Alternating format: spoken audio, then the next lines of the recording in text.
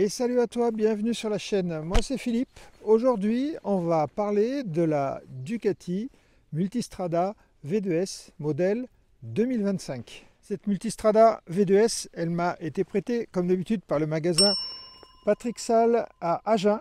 Ils sont aussi à Lectoure, tu le sais, concessionnaire Ducati. Donc c'est le modèle 2025 couleur vert armé. J'avais le choix, j'aurais pu l'essayer en rouge, mais j'ai trouvé que cette couleur, elle était sympa. Elle est valable d'ailleurs que sur la V2S. Alors ce que je te propose, tu as dû avoir déjà pas mal de vidéos sur la V2S. Moi, je vais te parler des différences majeures avec l'ancienne V2. Je vais te parler de mon ressenti sur les petites routes, en ville et sur autoroute. On va aller sur autoroute aujourd'hui pour voir la protection. Et on va commencer déjà par ce qui ne change pas comparé à l'ancien modèle. Ce qui ne change pas, les seules choses qu'ils ont gardées, c'est les roues de 19 à l'avant, les étriers Brembo, les disques de 320 et la roue arrière, donc avec l'étrier Brembo. Voilà, c'est tout ce qui reste de l'ancienne V2S, pour te dire s'il y a eu du changement. Principale modification, et ça tu en as entendu parler, on est maintenant sur un moteur qui n'est plus à 937 cm3 comme avant, mais à 890 cm3, donc on a baissé en cylindrée. On a par contre augmenté au niveau de la puissance, on est à 115 chevaux, mais un peu plus haut, à 10 500 tours. On a baissé au niveau du couple, on est à 9,4 mètres-kg, à 8250 tours, donc là, tu vois, on a déplacé la plage de couple un peu plus haute. Par contre, on a une distribution variable sur cette moto, et Ducati nous dit que on a 80% de la puissance disponible des 3500 tours dans les bas régimes. Donc ça, c'est ce qu'on va tester sur la route. Donc déjà avec ces chiffres, on peut voir une chose. On a un moteur qui tourne plus haut. On a une distribution variable qui va nous donner plus de souplesse. Donc en fait, on a un moteur qui a une plus grande plage d'utilisation. Ça, c'est la première chose super importante. Deuxième chose super importante qui va déplaire à tous les ducatistes. Fini le Desmo, pas de courroie, pas de distribution desmodromique, une distribution classique avec un réglage des soupapes tous les 30 000 km. Donc on allège quand même le coût de la maintenance de cette moto. Et on a révision tous les 2 ans ou tous les 15 000. Ce qui veut dire que contrairement aux autres, si bien sûr qu'au bout d'1 an, tu as un check, par contre tu n'auras pas de vidange, même si tu fais 6 000 km. Et donc ce que te dit Ducati, c'est 15 000 ou 2 ans pour la vidange. Une diminution quand même aussi au niveau des coûts d'entretien de la moto, et ça c'est pas négligeable. Autre changement, le cadre. Fini le cadre tubulaire. Alors on a un cadre en partie ici tubulaire, tu le vois en rouge, mais il est masqué par les habillages plastiques. Et ici on a un cadre acier, le moteur est porteur.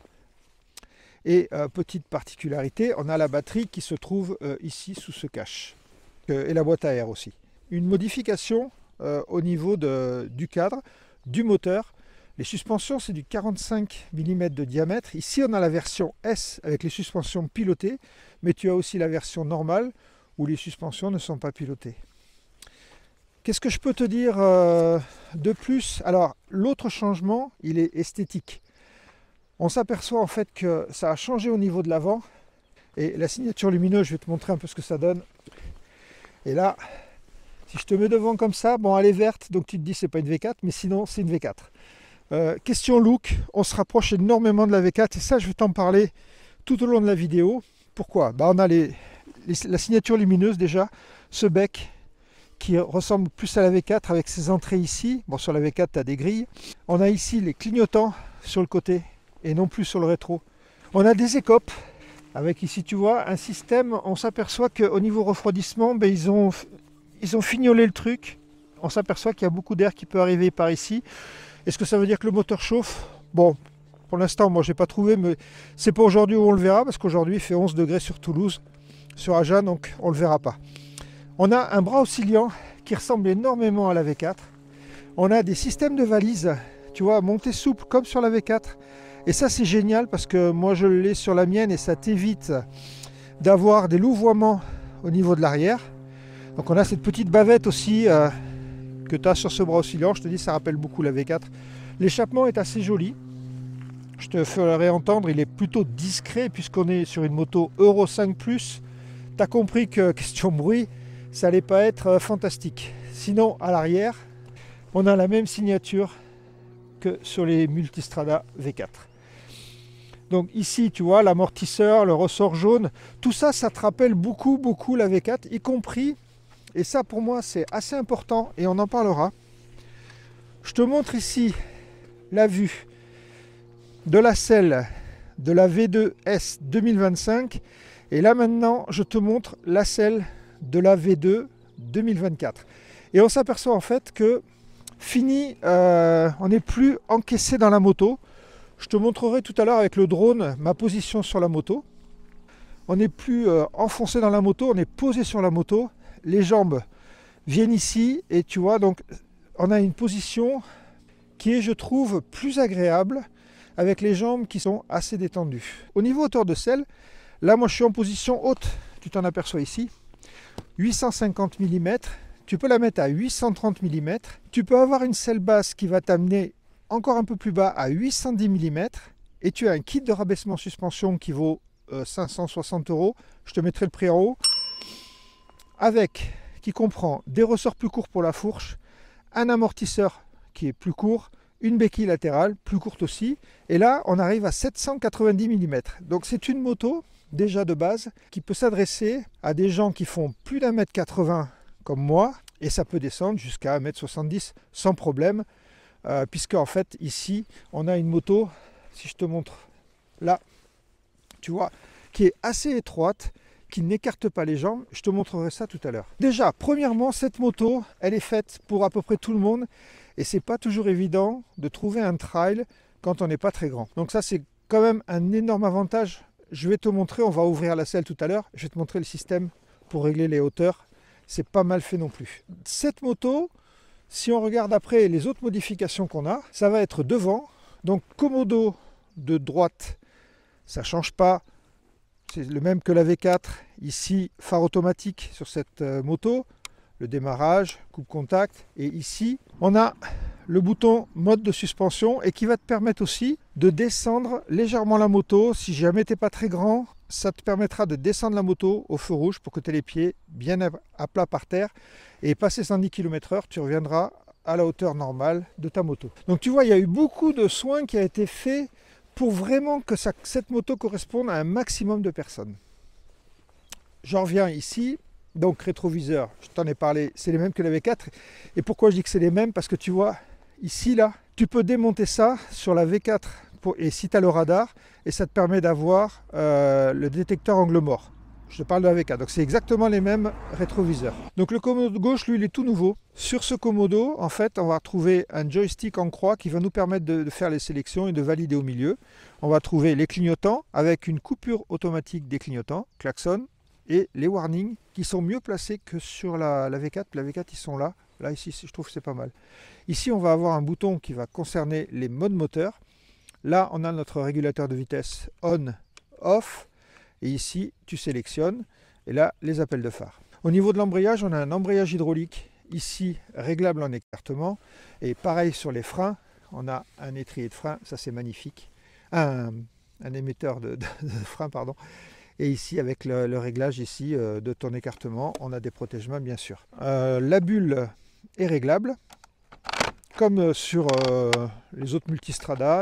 Et en plus, on a ces petits déflecteurs qu'on avait aussi sur la V4, qui sont rajoutés ici. On a une prise USB, donc tu vas écarter ce petit boîtier. Et là, tu as une prise USB-A avec un guide câble qui va te permettre d'alimenter ton téléphone, que tu vas mettre ici par exemple. Autre particularité, et après je te montre le tableau de bord. Ici, tu as une petite trappe. Alors, c'est pas facile toujours à ouvrir, mais voilà.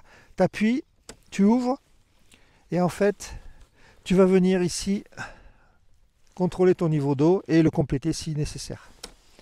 Au niveau du tableau de bord, on a un nouveau tableau de bord. Tu sais qu'avant, sur les V2S, tu avais un tableau de bord différent de sur la V2. La V2, il était plus basique. Là, maintenant, ça n'existe plus, c'est les mêmes tableaux de bord partout. Toujours pareil, sur les Ducati, un tableau de bord super clair. Ici, ta jauge à essence, ton heure, la température moteur.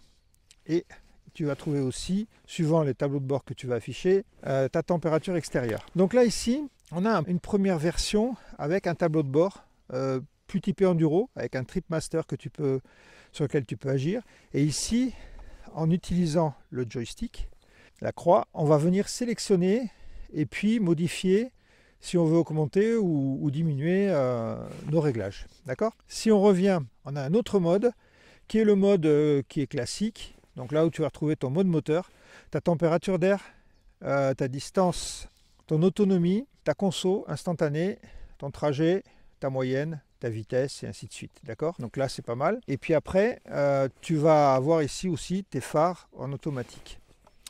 Autre possibilité de tableau de bord, tu as le tableau de bord qui est plutôt typé sport. Là ici tu vas avoir ton pourcentage de puissance utilisée, ton pourcentage de coupe utilisé, c'est un peu gadget, mais voilà, sache que tu as aussi tous tes modes de traction. Alors je rentre sur les modes, ici donc tu appuies sur mode, et là ici tu vois tu as le mode sport avec un pré-réglage d'origine. Et si tu veux modifier ce pré-réglage d'origine, tu appuies sur sport setup. Tu vas pouvoir modifier tous tes modes, ton ABS, ton traction control, ton anti-wheeling, ton couple moteur, ton frein moteur, pardon, ton quick shifter et tes modes de suspension. Sache quand même que sur cette moto, les suspensions sont indépendantes du mode moteur. C'est-à-dire que tu peux très bien rouler en sport avec une suspension. Tu as 3 modes. Tu as ici, je m'en souviens, voilà, tu as low grip, confort et dynamique. Et après ici, bien sûr, tu peux adapter en fonction du poids du passager que tu as. Enfin, si tu es tout seul, à 2 valises plus passager. Donc tu vois, c'est hyper complet, c'est assez intuitif à utiliser. Moi, je trouve que ce tableau de bord, il est vraiment super sympa. Donc ça fait partie des modifications que tu as sur la moto. Et une autre modification que je trouve majeure, ça se passe ici. On a un quick shifter et tu vois, il n'y a plus de capteur de position là. En fait, tu avais un capteur, un sensor. Quand tu appuies ici, il détecte le fait que tu lèves la pédale, il vient couper au niveau allumage, injection. Là maintenant, c'est à l'intérieur de la boîte de vitesse. C'est un shifter qu'ils appellent 2.0 et on en parlera sur la route pour voir ce que ça donne. D'après Ducati, ça devrait être beaucoup plus souple. Ce qu'on va voir maintenant, je te l'ai promis, on va voir le bruit du moteur.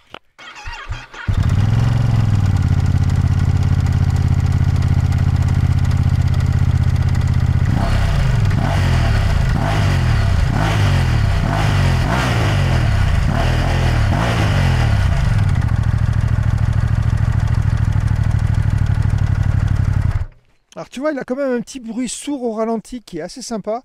En roulant, on n'entend rien. C'est Euro 5, donc t'attends pas un bruit spécial, t'entends rien, un peu comme la V4. C'est vraiment très discret au niveau du bruit. Voilà statiquement ce que je pouvais te dire sur la moto.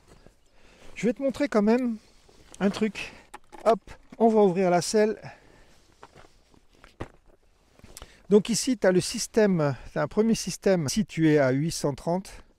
Et si tu reviens ici, hop, là tu es à 850. Donc ça c'est pour la selle avant. La selle arrière, pardon. La selle avant, tu vois, elle est pas dans des, elle est juste posée, elle est verrouillée par la selle arrière. Et là dessus, tu as ce système là où tu vas venir enlever pour être là, on va le fixer ici avec le petit truc là, le petit élastique. Pareil ici. Et là on va être à 830 et ici tu vas venir basculer ces leviers pour changer ta hauteur. Donc c'est pas mal fait, je trouve. C'est assez simple. Et pour mettre la selle, c'est beaucoup plus simple que sur la V4, puisque sur la V4, tu as l'écran à chercher, c'est pas toujours évident. Tant qu'on a enlevé la selle, ben on va en profiter pour regarder ce qu'il y a dessous. Qu'est-ce qu'on a dessous? On a la centrale ABS, et tu t'aperçois que tu n'as pas la batterie, puisque je te l'ai dit, la batterie est à l'avant. Donc rien de spécial, ça c'est l'ECU, ici c'est au niveau de ta suspension. Une petite trousse à outils Ducati, bon, voilà. T'as rien dedans, hein. On n'est pas censé tomber en panne. Hein.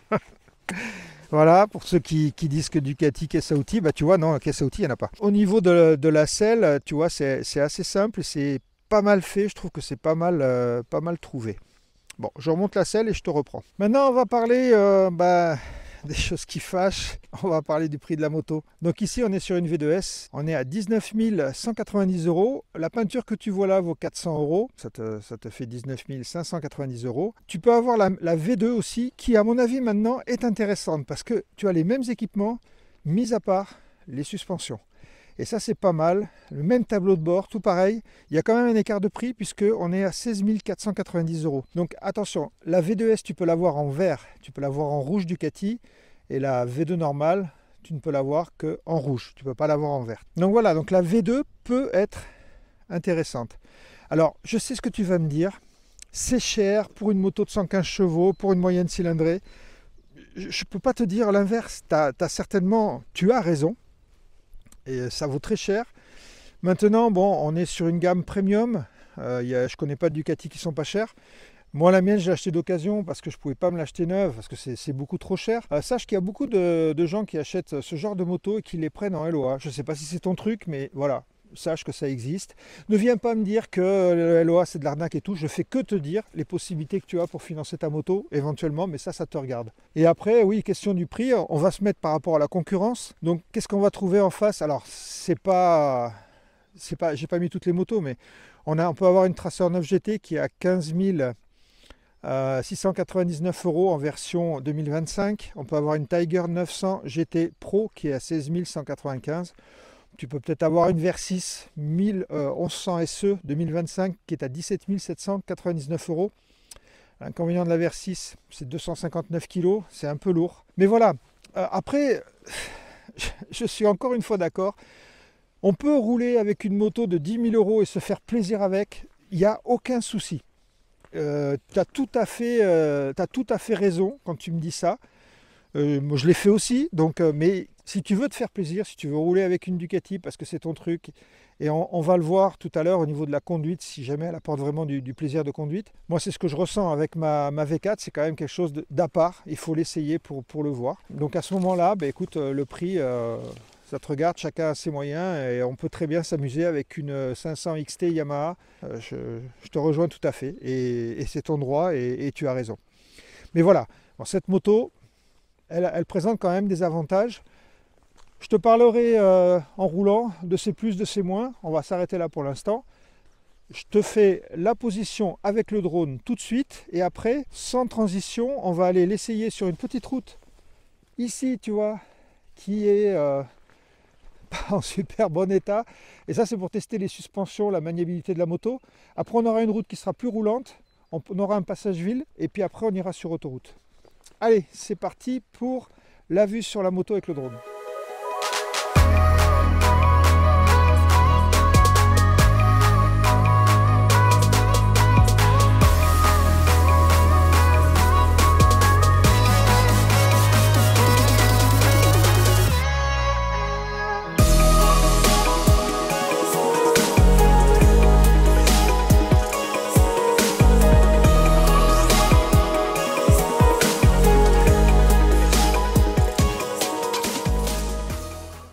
Nous voilà partis pour l'essai routier.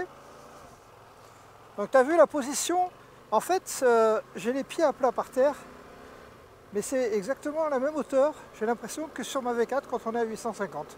La moto elle est plus petite effectivement quand tu t'assois dessus, mais j'ai pas les jambes pliées, tu vois, je suis exactement comme assis comme sur ma V4. Donc ça, déjà question position, c'est pas mal, on n'a pas les jambes qui sont trop pliés, donc c'est parfait. Là, je me suis mis en config sport avec les suspensions sur confort, et je ne sais pas si tu vois, mais la route elle est abîmée, il y a du gravier, on va se méfier, il ne s'agirait pas de se mettre par terre, mais déjà tu t'aperçois que les suspensions elles te donnent un très bon ressenti, un très bon confort.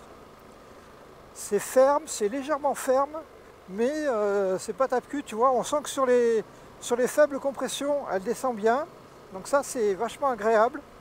Ça te permet sur des routes qui sont abîmées de ne pas te faire secouer comme un prunier, et ça c'est top. Question non confort, rien à dire, que ce soit la position, le guidon est très large, et il te donne vraiment un bon maintien de la moto. Pour continuer sur le confort, pour l'instant la bulle, là je suis en position haute, alors quand tu es en position basse, là j'ai l'air qui arrive dans le casque, tu vois ici. Quand je suis en position haute, l'air m'arrive à peu près ici. Par rapport à ma moto, la bulle est plus haute, mais l'avant de la moto est plus haut, donc ce qui fait que tu as encore une meilleure protection. Là on est à faible vitesse, il n'y a rien à dire de ce côté-là. Au niveau partie cycle, Je te l'ai dit, là je suis en mode confort, les suspensions font leur office, mais ça c'est une des caractéristiques de chez Ducati, le système Skyhook. Ici on a des Marzocchi en suspension, je ne te l'ai pas dit mais il y a 170 mm de débattement à l'avant comme à l'arrière. Alors si on compare par rapport aux motos dont je t'ai cité tout à l'heure, elle a plus de débattement que ces motos qui ont plutôt 150 mm. On n'est pas sur une moto qui est faite pour faire du tout-terrain, hein, on est d'accord. On a une roue de 19 et on a des pneus qui sont avec un profil routier. Donc c'est pas fait pour faire du tout-terrain. Question maniabilité, alors si je compare par rapport à l'autre V2 ou par rapport à ma V4, on a un vélo dans les mains. Tu sens qu'il y a eu un gain qui a été fait au niveau du poids. Et ça se ressent parce que la moto, tu la balances comme tu veux, sans aucun effort. C'est très agréable, c'est très rassurant.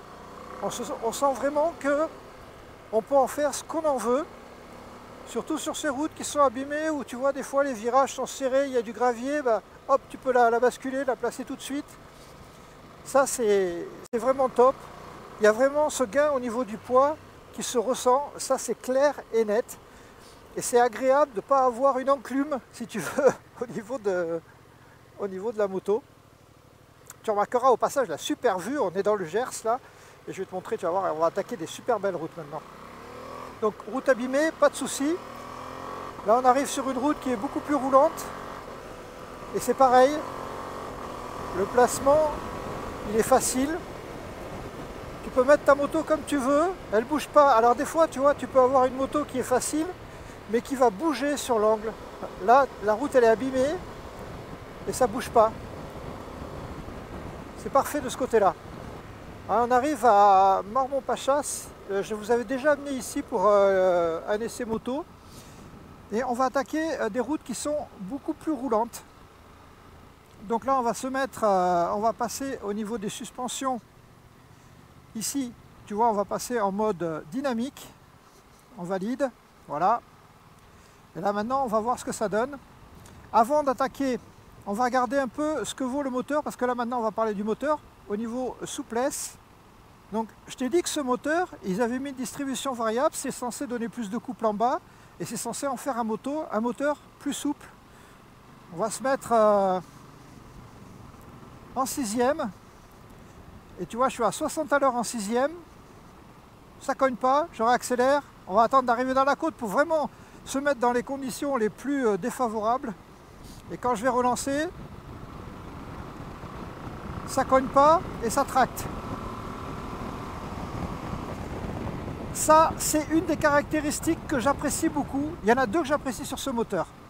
Il y a le fait que le moteur soit souple, donc il y a peut-être moins de couple qu'avant, tu as moins cet effet coup de cul, mais tu as de la souplesse moteur, c'est super agréable pour rouler en ville et c'est super agréable. Ça ne te prend pas la tête, ça rend un moteur beaucoup plus facile à utiliser. Et après, si on regarde au niveau des reprises, il a de la longe. Et tu vas le voir ici, là, on va prendre ce virage.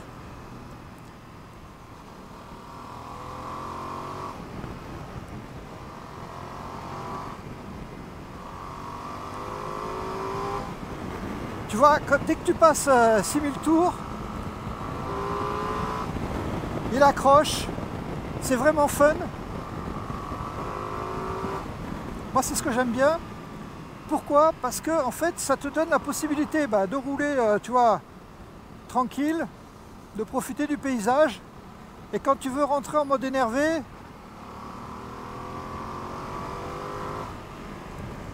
c'est un avantage par rapport à la V4, c'est que la V4, quand tu fais ça, tu es tout de suite, allez, à 170-180 immédiatement. Donc tu ne peux pas bénéficier de ce bruit moteur un peu plus rageur, de cet esprit.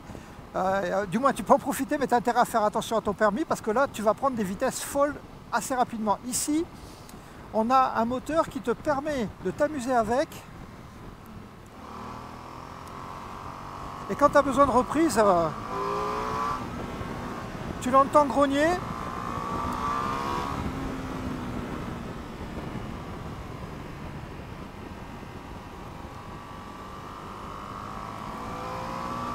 Et il a d'excellentes reprises, 115 chevaux, tu le sais, ça suffit pour s'amuser. Je te dis ça même si j'en ai 170. Et un truc dont on n'a pas parlé, c'est le quick shifter. Et si tu veux, il est super bien aidé, ce moteur, par un quick shifter qui est de la pure folie. Ici, tu vois, que tu sois à bas régime, on va faire l'essai, on est en 3e, 4000 tours, je passe, 4e, 5e, 6e, je rétrograde. Tu sens rien, il n'y a pas d'à-coup, il est vraiment souple, il est vraiment facile à utiliser. Et en fait, il contribue à l'agrément général de ce moteur. Pour moi, ce moteur, enfin, c'est exactement ce que je veux en utilisation moteur. C'est-à-dire un moteur souple en bas et qui peut prendre des tours. Et quand tu veux t'amuser, il est là, il répond présent. C'est l'ADN pour moi. Certains diront que l'ADN Ducati, c'est le Desmo, c'est le gros couple à bas régime. Pour moi, l'ADN Ducati, d'abord, c'est sportif. Et ici, le moteur, il te permet d'être sportif, mais il te permet aussi, tu vois, en 6e, de flâner avec ton passager et de ne pas te préoccuper sur quel régime tu es.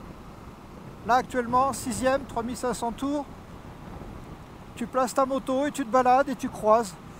Voilà pour moi ce qu'est un trail routier, c'est une moto qui est capable, suivant ton humeur, soit d'avoir un côté sportif utilisable sur route, parce que sinon il y a des motos, la V4 c'est compliqué à utiliser sur route. J'adore ma moto, hein, je ne changerai pas. Mais voilà, c'est quand même compliqué pour ton permis de conduire. Tu as intérêt à faire très attention. Ici, c'est quand même vachement plus tolérant. Là, on a fini le passage sur les petites routes. On va aller faire un tour sur l'autoroute. Mais déjà, le premier point que je dégage de cet essai, j'ai roulé un peu avec la moto avant, c'est que la moto, elle est facile à utiliser. Tu ne te prends pas la tête. Elle est maniable. Quand je l'ai poussée dans les graviers tout à l'heure, des fois tu te dis si jamais je me rate, elle va par terre. Tu n'as pas cette sensation de poids même à l'arrêt. En roulant, c'est nickel aussi. Elle est très facile. Et ça, c'est son premier avantage. Donc elle est accessible au niveau de la taille jusqu'à 1,70 m. Je ne te l'ai pas dit, mais cette moto, elle est bridable à 2 en 45 chevaux. Alors, on ne sait pas encore. La question est posée. Si je l'ai à la fin de la vidéo, je te le mettrai ici dans le texte. Si, quand on la débride, elle reste en 95 ou si elle passe en 115. La logique voudrait qu'elle passe en 95, mais j'ai lu des choses qui disent qu'elle sera en 115. On est en train de regarder avec la concession pour avoir la réponse. Si je l'ai, je te la mets à l'écran ici. Parce que si jamais elle passe en 115, ça serait un super avantage. Donc, pour en revenir, pour un A2, il ne sera pas surpris.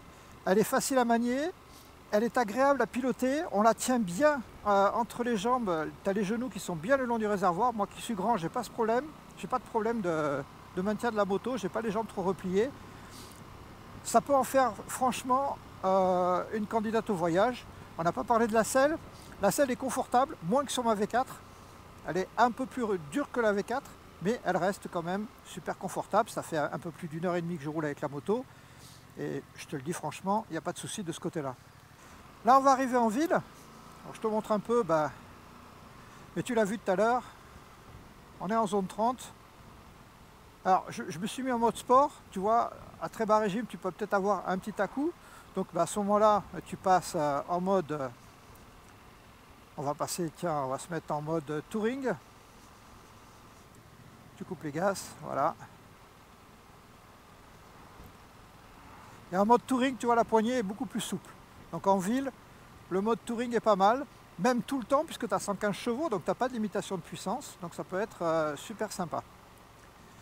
Bon, on a vu la ville, maintenant ce que je te propose, c'est d'aller faire un tour sur l'autoroute pour voir ce que ça donne au niveau protection générale. Bon, nous voilà maintenant sur l'autoroute, télépéage dans la poche, vachement pratique. Si jamais tu ne le sais pas, tu peux mettre dans ces petites poches sur le Furigan Appalache, petite poche qu'on a sur la manche là. Allez, on va se faire une petite accélération dans un premier temps pour voir un peu comment il réagit. On est en sport, c'est parti.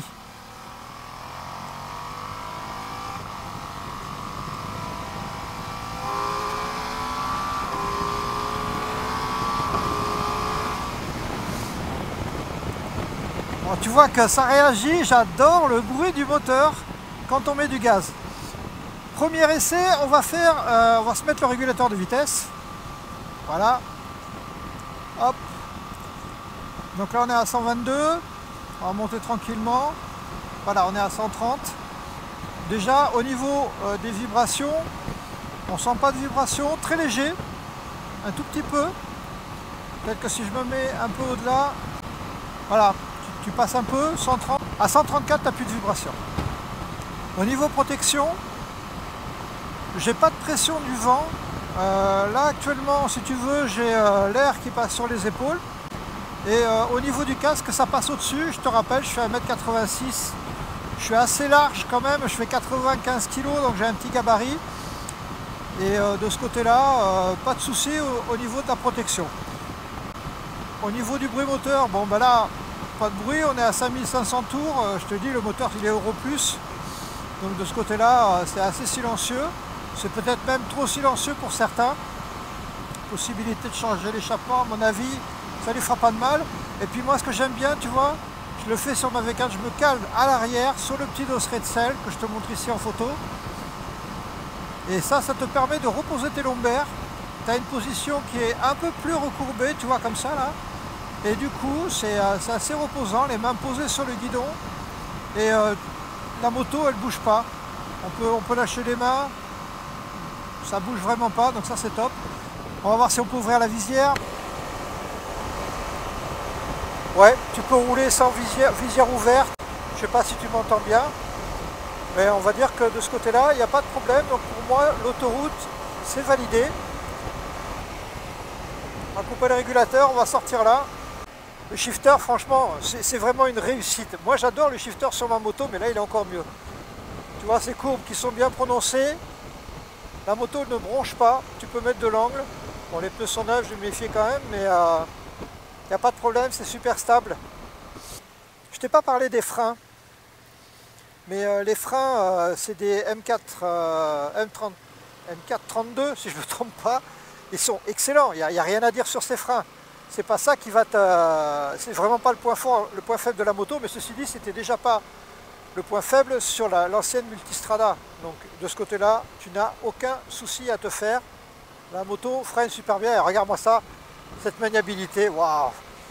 C'est vraiment, franchement, c'est une moto qui est pour moi super facile à manier. Ce moteur, alors oui, ceux qui veulent du gros couple, passez votre chemin, vous n'aurez pas le gros coup de pied au cul.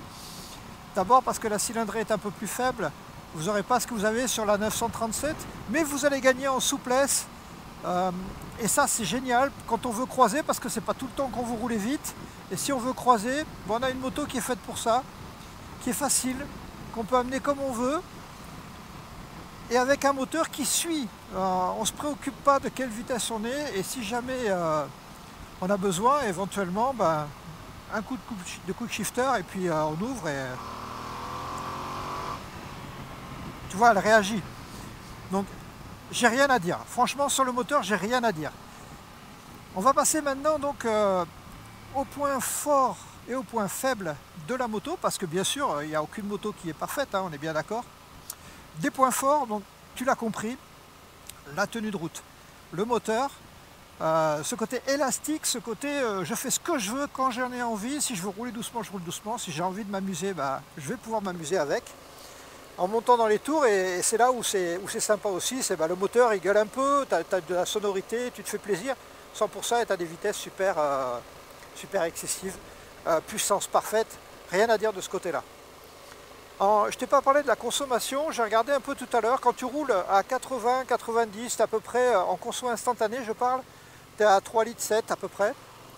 Et j'ai vu la conso moyenne à 5,4 litres tout à l'heure, ça tient compte de quand j'ai roulé un peu fort, ça tient compte des passages autoroute.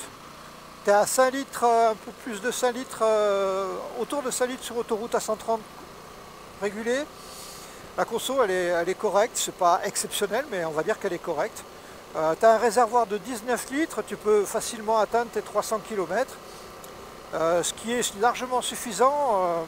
Je te le dis toujours, quand on roule en groupe, il y a beaucoup de motos qui ont moins de 250 km d'autonomie, donc il s'arrêtera avant toi. Et puis 300 km d'une traite, en général, on s'arrête avant. Donc, question autonomie, rien à dire. La protection, elle est bonne, elle est moins bonne que sur ma V4, c'est pas la même moto, mais elle est correcte. Les petits déflecteurs là, j'adore parce que ça te décharge les épaules, c'est assez reposant sur autoroute. Donc ça fait partie, protection, moteur, tenue de route, facilité. Ce que j'apprécie aussi, c'est le fait que tu peux faire ta moto suivant ta taille, entre 1,86 m et 1,70 m, tu vas trouver ton bonheur. Donc ça aussi c'est bien, Ducati te propose des solutions pour ça, soit le rabaissement avec les suspensions qui n'est valable que sur la V2S, mais tu peux avoir une selle basse qui te permet quand même d'avoir une moto à 810 mm, ce qui est pas mal. Et si tu prends la S, tu as ce petit rabaissement qui t'aide au niveau du feu rouge quand tu es petit. Et si vraiment tu es vraiment petit, tu peux avoir une moto à 790, c'est quand même sympa. Donc ça permet d'avoir une moto qui est adaptée pour tout le monde. Elle est bridable à deux, ça aussi c'est un plus. Donc voilà, c'est une moto d'accession à Ducati pour moi. Tu commences par ça. Si la V4 t'impressionne, et il y a de quoi être impressionné par la V4, fais-moi confiance. Ça c'est plutôt rassurant. C'est une moto qu'on maîtrise, c'est une moto qui ne va jamais nous mettre en défaut et qui va prévenir avant d'arriver à des vitesses importantes. Donc c'est vraiment une mini V4. Moi je la vois comme ça parce que j'ai autant de plaisir à rouler avec ma V4. J'ai pas les accélérations de la V4, mais tout le reste je l'ai. J'ai un super freinage, j'ai une moto maniable, j'ai une moto qui protège, j'ai une moto qui s'adapte à ma taille. On peut aller à deux de toute façon. J'ai prévu un test avec ma passagère pilote préférée qui viendra à Agen pour qu'on puisse essayer cette moto à deux. Et comme ça tu auras son avis. Et j'espère faire ça avant l'été. Il faut qu'elle soit disponible. Donc ça va être une voyageuse à n'en pas douter. Et d'ailleurs, je t'en ai pas parlé, mais il y a un truc dans les points positifs. Il faut savoir que si tu achètes une V2, une V2S, si après tu veux passer à la V4, les valises peuvent se monter entre la V2 et la V4. Attention, la V4 modèle 2025. Okay, pas sur les précédentes parce que les fixations sont différentes. Donc tu vois, tu peux faire des économies en gardant tes valises et en les mettant dessus. Je ne te l'ai pas dit aussi, tu as une version travel de cette moto qui est équipée avec les poignées chauffantes, les valises, la béquille centrale. Bon, évidemment, en rajoutant, je te mets le prix ici de la travel. Donc voilà pour tous les points positifs. Et il y en a beaucoup. Je n'ai pas cité le quick shifter. Le quick shifter, c'est le meilleur que j'ai jamais essayé. Ben voilà, je n'irai pas plus loin, ça ne sert à rien. Dans les points négatifs, moi, il y a évidemment une chose qui m'embête un peu, c'est que la moto vaut 19 000 balles, il n'y a pas de poignée chauffante, il n'y a pas de béquille centrale. Ça, c'est deux points. Alors, surtout les poignées chauffantes, la béquille centrale, tu peux t'en passer. Et d'ailleurs, je te parlerai de la tension chaîne sur la V4 qui sera, à mon avis, pareil sur la V2. Je vais demander au mécano, mais on aura le même truc. Et en fait, une béquille d'atelier, c'est bien mieux qu'une béquille centrale quand tu veux faire ta tension chaîne, et je t'expliquerai pourquoi. Donc au moins les poignées chauffantes.